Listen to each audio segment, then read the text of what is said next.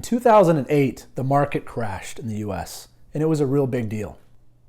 It was such a critical time in sales that even the Fortune 100 companies contracted out an organization called the Corporate Executive Board to do all this research to see just what had changed and how they could plan ahead for the future. What came out of this was what was called the Challenger Sale Research. There eventually became a book that you can buy today, came out in 2011, 2012, called The Challenger Sale. But this research was available for years before it came out. And all the big organizations out there made decisions about how they would run their business and go after business as a result of this research. We learned a lot about it, about how people made decisions in the new world as opposed to the old world from this research.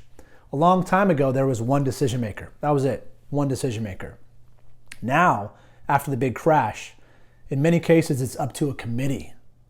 That means that as a salesperson, we need to be prepared to adjust our approach to meet the needs of various influencers inside of an account.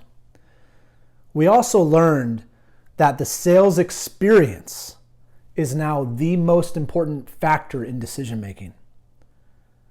All the different factors were the company and the budget impact of a product or service or an offering, the product and service delivery, the value you're getting in something, and the last piece was the sales experience. It was 53% of what made a business after the crash buy versus before the crash. And what does that mean, sales experience? Well, the sales experience are all different things like having a company help them offer valuable and unique perspectives that could help them in their marketplace, help them navigate different alternatives out there, avoid potential landmines that their business could face, educate them on new issues or outcomes that could be happening in the future, and basically bringing insight into an account. That was the big term that came out of this Challenger research, insight. And so that you think about how that changed. Before it was a salesperson telling them, this is what you should buy, this is why you should buy it.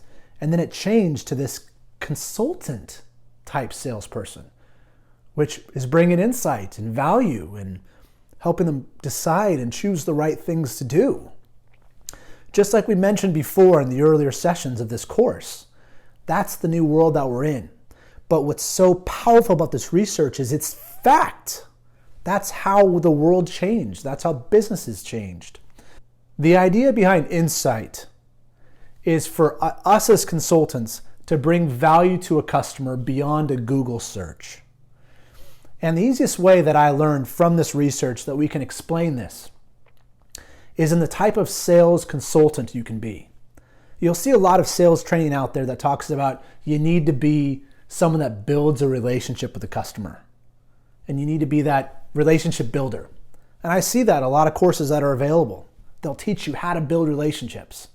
Here's the problem with that. In the world that we are today, in this world with the educated buyer, in this world with all these different types of, all this type of information that's out there that people have to navigate through, that relationship builder actually was the worst performing type of salesperson that came out of this Challenger research. It's really interesting. And the highest performing type of salesperson that's around now from this research is the Challenger. And what does the Challenger do? Well, the Challenger is like the personal trainer. That's who they're like. Think about it like that. And the relationship builder, the old salesperson that people thought you needed to be, the relationship builder was like the bartender. So imagine you're a bartender. Let's talk about both of them. The bartender, someone comes in, a customer comes in, they want something, they say, can you give me something? What do? Well, you just give it to them, right? Oh, here you go. Just like a bartender would give someone drinks. Well, that's a relationship builder. They're trying to fill the need. They're trying to satisfy when the customer needs something. Oh, I really need this right now. The bartender will be like, oh, sure, here you go. I need a proposal. Sure, here you go. That's the old way. The successful person in today's world, the sales experience, that type of person that brings insight, they're like the personal trainer. So now I want you to think about it like this. Let's say you tell your personal trainer, hey, I want to get some beers tonight. What do you think they're going to say? Sure, go for it, have fun.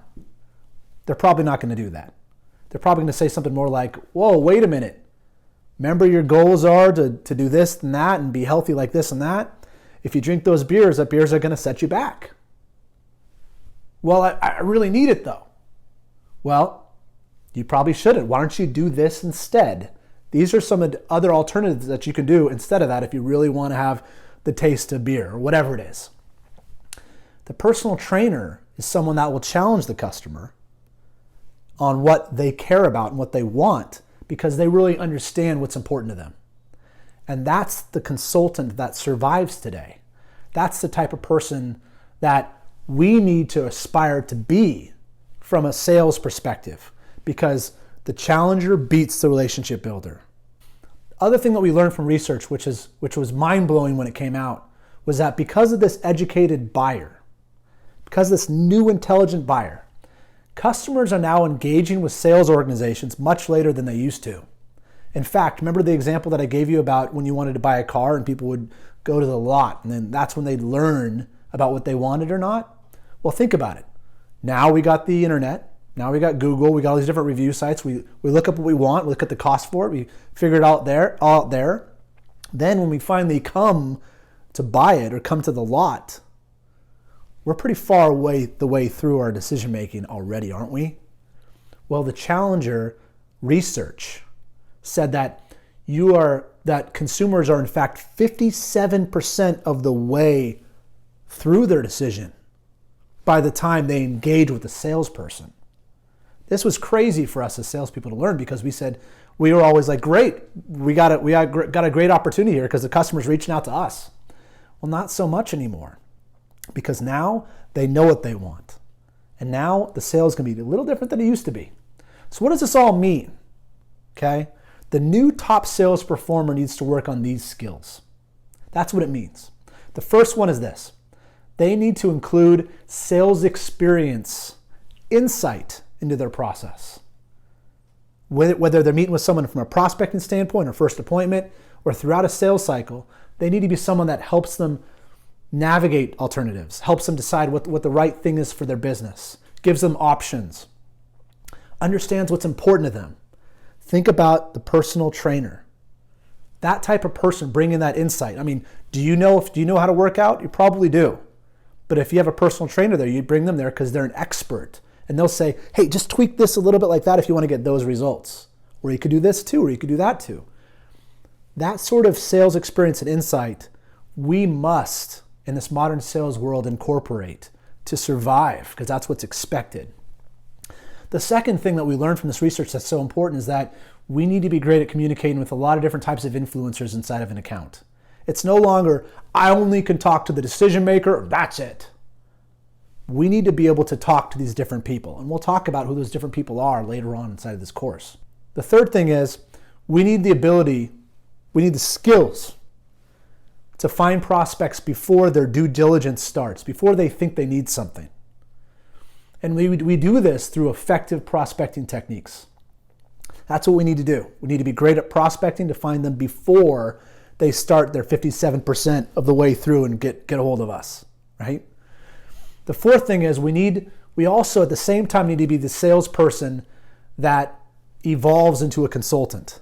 That when we do get a chance to interact with someone that's in a buying window, we need to be able to change their thought process and really dive into it to challenge them on why they came to this solution being what they want, what they need. The last thing that I'm going to leave you with for the sales experience, lessons from the Challenger sale, is that the personal trainer wins versus the bartender. So all of this stuff that you're learning out there, that you may have learned out there about if you want to be great in sales, be great at building relationships, the types of relationships that we need to build are different. You can have a great relationship with the bartender, and you can have an even better relationship with your personal trainer because you know they have your best interest in mind, and they'll also tell you when you're wrong, and they'll also help you do the right things for you, for your family, and for your business. That's what we need to be like.